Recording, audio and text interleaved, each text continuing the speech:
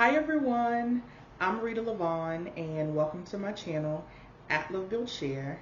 And I want to say thank you all so much for tuning in. And I want to say hello to my subscribers. And if you are not a subscriber, I ask that you click on that red square in the bottom right corner of your screen. And also don't forget to follow me on Facebook and on Instagram under the same name. And I'll have both of those links in the description box.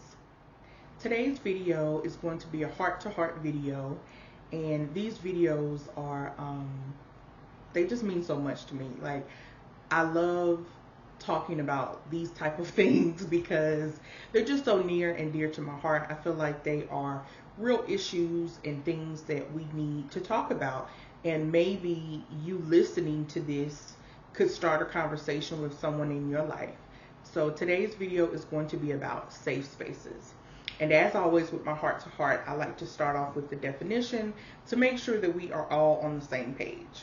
So the definition of a safe space refers to places intended to be free of bias, conflict, criticism, or potentially threatening actions, ideas, or conversations. So that has a lot. And let's unpack that. I think of being with someone who can protect you. Speaking of just having a conversation with someone and feeling safe with them. We could talk about conflict, and we can talk about like a disagreement. So when you have a disagreement with someone, and let's say for instance that person is related to your spouse, and if there's a conflict, and if you as a spouse don't feel safe, that's the point where your spouse or your partner will come in to protect you in a manner of, kind of putting two people apart. Like, think of kind of like when there's some type of fight and there's like a mediator. I guess that's what I could call it. I could call it a mediator would be your spouse coming in to kind of, all right, let's just stop this here. Because your spouse is supposed to protect you against those who are trying to bring some type of ill will against you. But the problem is when a spouse allows someone to disrespect you and they don't hold that person accountable, that conflict can then arise. So now your spouse feels as if they're not protected and they're no longer in a safe space because your spouse and that person may still be close and you feel as if you were on the outskirts and that you don't matter, and that's not the way it's supposed to be.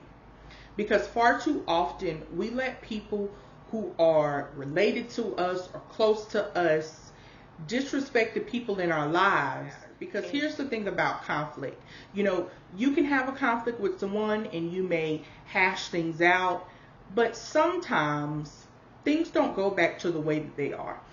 People can apologize all that they want to, but if you feel within your heart that they're only apologizing because that's the right thing to do, the nice thing to do, the common thing to do, and you know within your heart that they don't mean that, sometimes it'll never be the same. And that's okay, because it doesn't have to be the same. And it may mean that you don't show up to those places because it's not a safe space for you. It's not a place where you feel like if something like that would arise again, you don't feel as though that anyone would protect you, that you would have to protect yourself. And that's very disheartening because when you're with someone, you always want to feel like they're with you. So again, when I think about a safe space, I think about being with someone and going somewhere where I know that person has my back as long as I'm in the right. Because the same way I don't support ignorant behavior, I don't expect other people to do it the same either. You shouldn't do that. So if you're in, a marriage or some type of relationship and your partner or your spouse comes to you and tells you that something bothers them, listen to them. Have that conversation, because it's in those hard conversations where you peel back the layers of whatever event or situation that has happened that you can get to the root of the problem. And that's really important, because when you're in a relationship or married, you want to make sure that your partner feels safe, because your partner should be able to come to you about whatever it is that is bothering them, and it should be an open space to have that conversation and know that as long as you were, in the right, or you didn't intend to do anything wrong, that your partner then can go speak to that person. Because what happens is they can disrespect your partner or your spouse in that, oh, that's my family member, they're never going to, say anything bad to me. Oh, really? And that's how people take advantage of people, because they know that people are oh so nice and oh they'll never do anything, or oh they never talk to me like that. Well, maybe that's because you never did something like that. So I urge you that if you've had a situation like this, to speak to your partner, and when you do it, make sure that you're doing it as a sidebar or private situation, meaning don't do it when you're at some type of event or gathering, or if you're doing it there, you don't do it in front of a large group of people, because that's also where people get things wrong. People want to bring stuff out in the open in front of everybody. Now, I will say this, I do believe in the term, the apology should be just as big as the disrespect. It's kind of like how if you were at a gathering or something and the situation happened, then the apology could come as well at another gathering, if you please.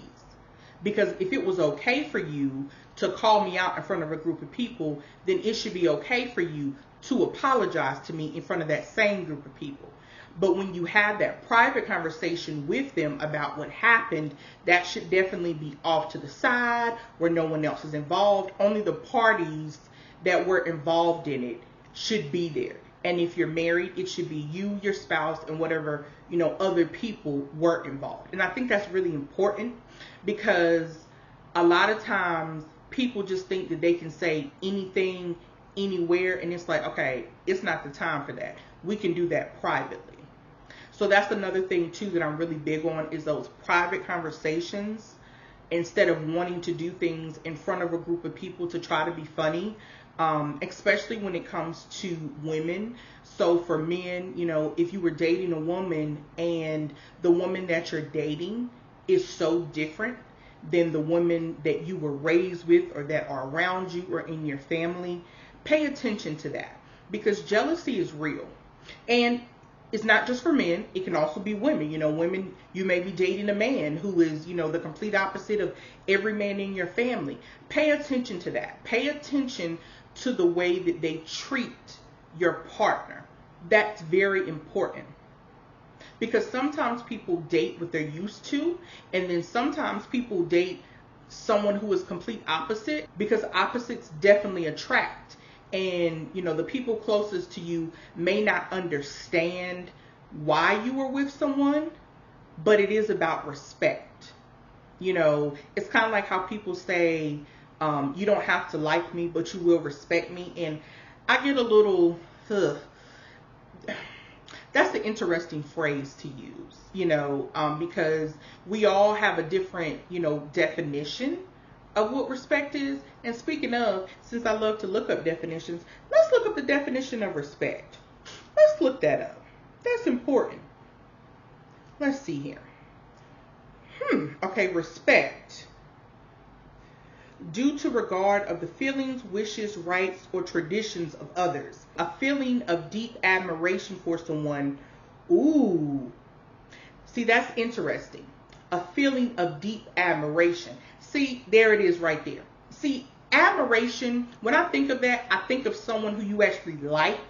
See, it's so interesting to look up definitions to really truly, at least on Google, as far as what we think the definition of something is, because although it's written in the dictionary, it may not speak to us as what we think respect is.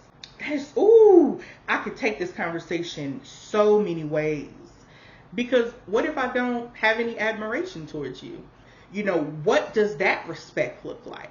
That respect could look like loving you from a distance. It could look like not showing up to spaces where you are because I don't want to entertain you, because I don't want to be around you. It could look like a lieu of things. There's so many ways that I can take this conversation, but what I can tell you is that a safe space is somewhere where you feel warm, where you actually feel not only invited, but actually like welcomed. Because see, there's a difference between like someone saying, oh, you can always come. Okay, just because you're inviting me doesn't mean you actually want me here. Because there's a difference between, you know, inviting someone because you love them, you like them, you want to spend time with them, and inviting somebody just because they're related to you. There's a difference. There's a difference in feeling. There's an energy that you can feel when you go places, if you feel as if the people who were there actually want you there, or they're just inviting you just out of, you know, this person is a part of the family. So that has a lot to do with it as well.